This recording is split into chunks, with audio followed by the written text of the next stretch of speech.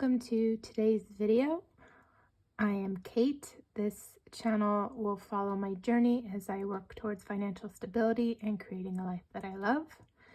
Today's video is going to be a video I've been putting off just because while I had a general idea, because I have been on this debt payoff journey since 2020, it's not something I enjoy being confronted with, but it's also something that I need to be confronted with. Because when I don't confront myself with what my debt picture is, I give myself more freedom to do impulse purchases, which of course oftentimes puts me further into debt.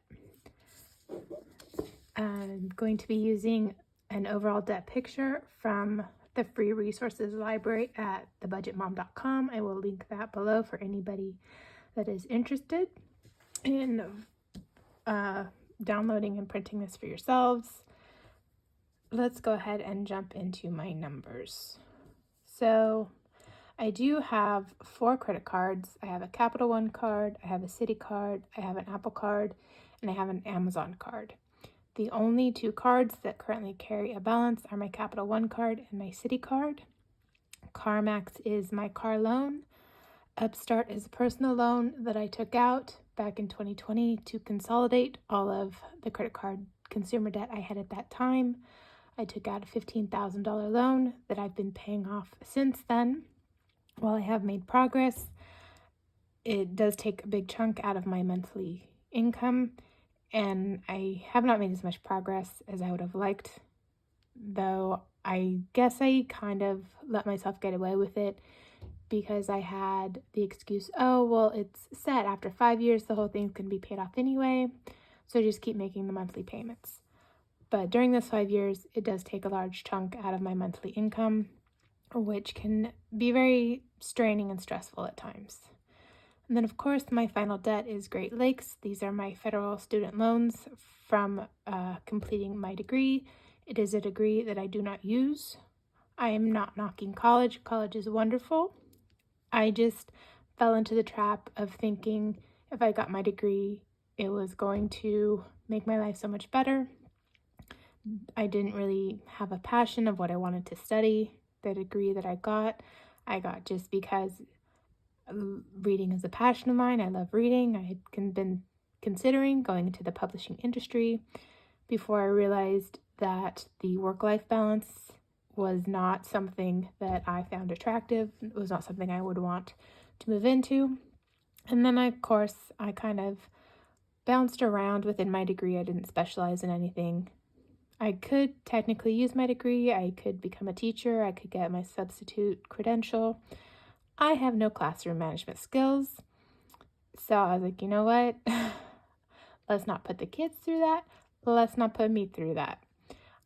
I can do online tutoring if I would like, but the current job that I have, I'm not available early mornings, which is when it's typically the hours that tutoring websites need from you. It's not something I've moved into. It may be at some point, but right now it's not really a focus for me. And let's go ahead and get back into my numbers. So as of January 29th, 2023, the starting balance on my Capital One card is $2,503.37. My interest rate on this card is 27.15%. And my minimum payment is $86 a month. This will, of course, change if I add more debt, but this is my current minimum payment. My goal is to not add more debt. Then my Citi card, I did not carry a balance until this month. I chose to purchase some one-on-one coaching in an area that I felt would be beneficial for me. I still don't regret it, but I also now realize it was an impulse purchase. I'm going to do a monthly reflection and reset, and in that video I plan to talk more about how this purchase would tie in to some things that I'm currently in the process of working on and working through. So my balance on my Citi card is $2,001.27. The one-on-one coaching I purchased was $1,995. The reason this is the current amount is when I was at the store yesterday, I purchased something for like $6.27. I'm planning to pay that off right away, of course. With Citi Card, they did offer me a flex payment. I've chosen to sign up for that flex payment to pay off this balance. They are going to charge me $335 for 6 months, and then this balance will be paid off. So I know for sure that this balance will be paid off no later than July of this year. My hope is to pay off Citi Card and Capital One by the end of 2023. And the interest rate on my Citi Card is 25.24%. Though with the flex payment plan, my interest rate is actually 1.99%. So it's the 627. If I don't pay that off right away, that would have the 25.54. But the 1995, the interest rate is 1.99%.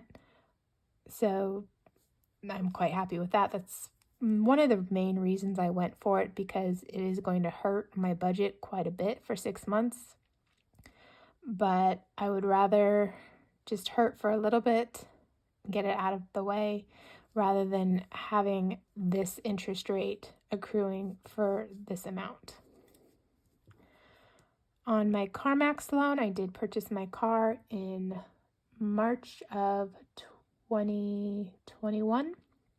I purchased the car for about $14,000. I was making a big push to get the car paid off at one point when I had a little bit more wiggle room in my budget. So the remaining balance I still owe on my car at this point is $4,825.63. My interest rate is 3.95%. I had a fairly decent credit score when I purchased the car. The family member that co-signed with me also had a good credit score, so I was very fortunate that I was able to get such a low interest rate for my car loan. And my minimum payment for my car is $173.32. Upstart is a personal loan that I took out back in 2020. I thought it was going to be a smart idea to consolidate all of my credit card consumer debt into a loan with a lower interest rate, which it was and it wasn't, because then I was able to pay off the balances on my credit cards at the time and free up money. But then when I saw that there was no balances on my credit card, I started putting money back on my credit cards, which kind of defeated the purpose of Upstart. And Upstart takes a big chunk out of my monthly income, like I was saying earlier. So since I took out the loan of $15,000 in January of 2023, I still owe $9,260.23. The interest rate on this loan is 14.36%. You can see why I found it much more attractive compared to the interest rates I had on my credit cards. It was like almost a 10% or more drop. If I had managed my impulse spending better, I would be much happier. I would probably be much further along in this, but it is what it is. Life is what it is. It's just an area I now need to focus on. I need to look at, why do I feel drawn to impulse buy? Why do I feel drawn to keep increasing my debt, even though I'm low income and my budget can't really support it? So the minimum payment for this loan is $351.84. And then, of course, my final loan is Great Lakes. I graduated with my degree in 2018. I've been on the income repayment plan and then, of course, forbearance. So I haven't made any payments towards this, really, just a few here and there. I still owe $25,577.89. Because we are in forbearance due to the pandemic, the interest rate is still frozen, so it's currently 0%. And I do not currently have a minimum payment for this. If this starts back up, I believe the latest they said student loan repayments would return if they're not forgiven is June 30th. So I may do a refreshed or an updated debt picture once I know what the interest rate and my minimum payment for student loans are. If my student loans are not forgiven, even if they are forgiven, I will still carry a balance. So I went ahead and I added up the current starting balances that I will be beginning February of 2023 with. And my total debt at this point is $44,168.39. So this is kind of an ouch because I don't even make $40,000 a year.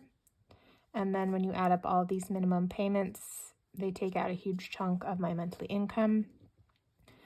So I guess the message that we all, or the realization we all come to is debt bad, though I know there is good forms of debt. So I probably need to do my overall debt picture monthly just for myself personally, because when I don't keep this number in mind for myself, I lose track of it and I impulse purchase like I did this month with the Citi card. I'm now going to put my debt listies by priority. Because I do have the Citi card on the 6-month repayment plan, I'm making that my number one priority. I would then like to pay off my Capital One balance since that is the highest interest rate that I carry. So that will be my second priority. While my Upstart is a huge chunk of my monthly income and it's a higher interest rate and a higher balance than my CarMax loan, I am choosing to make my car my third priority since a family member did co-sign the loan with me. Just for my own peace of mind and mental health, I would rather have that paid off. And then of course, the Upstart will be my fourth priority and Great Lakes will be my fifth. And so this, you wonder how you get yourself into these situations. When I graduated college, the only debt that I carried was the $25,000 from the loans I took out to finish my degree. And I've added I added more than $20,000 to that because I've paid off, the Upstart was originally $15,000. My CarMax was originally about $13,000. So I have made some progress, which is good. And the CarMax and the Upstart, in 3 more years, these will be gone anyway because of the minimum payments, which is also part of why I put them lower in priority. But it hurts while you're in the middle of paying for it, And I'm sure we all know that the debt hurts. And especially if it's not good debt, not beneficial debt. To pay off these credit cards, I am starting side hustles. I began DoorDash this year. I'm looking at creating a home-based baking business. I will also possibly look at maybe going into tutoring or something at some point. The current job that I have, I am a temporary employee. My contract does end in August, which has me starting to panic a little bit. Because if I'm not able to quickly replace that income, then this is going to hurt a whole lot more. And I could possibly go further into debt. So part of my overall debt picture, part of my plan is I need to start looking at what can I do to create a sustainable income that will support the goals that I have for debt payoff and for just my own personal self-improvement and life in general. So that's my overall debt picture. I probably would have been much more emotional about this if I had done this debt confession back in 2020 when I owed about $20,000 more than I do now. Or I guess, about $10,000, $15,000 more than I do now. So it's coming down. The number's coming down. You know, it may not be coming down as quickly as I would like, but I also know that I have not put in the effort before now to bring it down faster. In 2023, my goal is to change that. My goal is to focus on clearing out some of this debt, and then, you know, hopefully before too many more years, I can say that my total debt is 0. That's the dream, right? And then your only debt would be like a house. I do live in Northern California. That is quite a big dream. If you live in California, where I am currently in life, that's not something that's attainable. That is also something I would like to change moving into the future, which is part of why I'm working on 2023 being a year of working towards a life I love. If you've made it this far in my video, thank you for watching, and thank you for your support.